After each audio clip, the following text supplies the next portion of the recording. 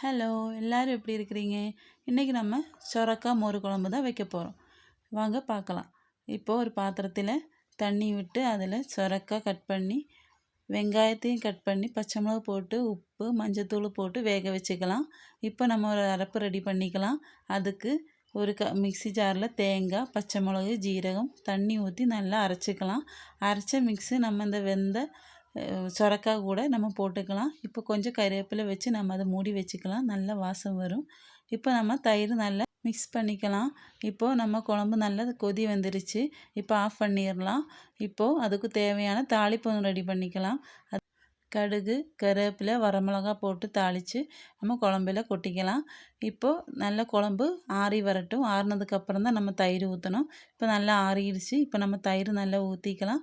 இப்போது நல்லா கிண்டி விட்டதுக்கப்புறம் நல்லா கிளறி விட்டதுக்கப்புறம் இப்போது நம்ம சர்வ் பண்ணிக்கலாம். சுவையான மோர் குழம்பு தயார். எல்லோரும் ட்ரை பண்ணி பாருங்கள். வீடியோ பிடிச்சிருந்தா லைக் பண்ணுங்கள், ஷேர் பண்ணுங்கள், கண்டிப்பாக சப்ஸ்கிரைப் பண்ணுங்கள்.